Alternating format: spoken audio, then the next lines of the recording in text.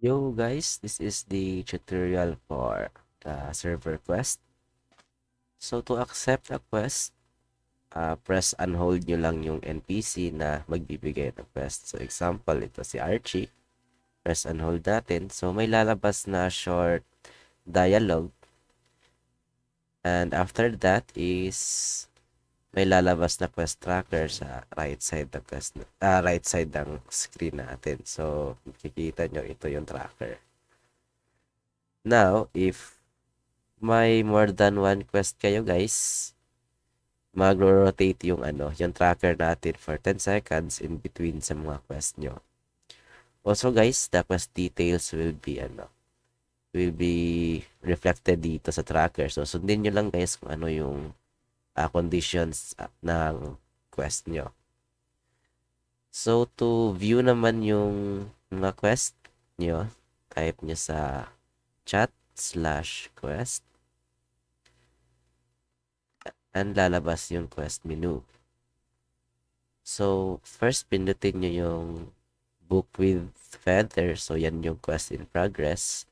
So, double tap nyo guys. And dito sa taas lalabas yung quest na accepted natin. So, ito example is the tutorial quest.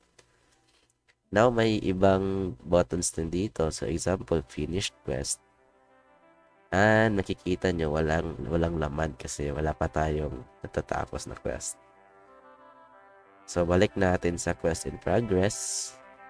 And to view the quest details guys, i-slide nyo lang ng kaunti yung kamay nyo sa sa item. So ganito.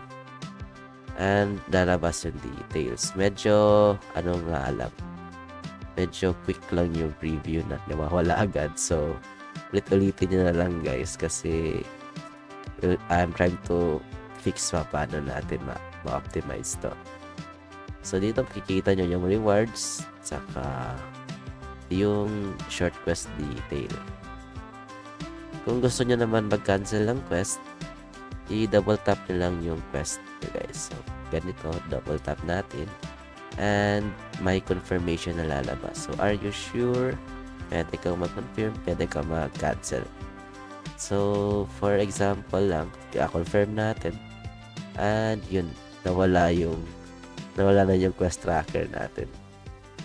So, aside from Archie, may mga quest din dito guys.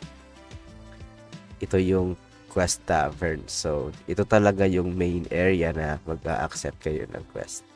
Sa weekly quest is, hindi pa natin yan na-update.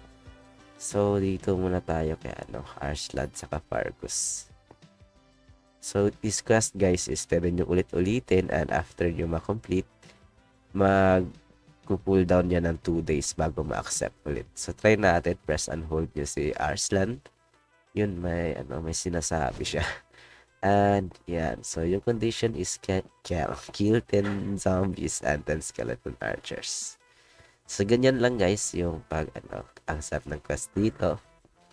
So, that's it for the tutorial. See you guys sa next tutorial natin and see you sa server. Bye-bye!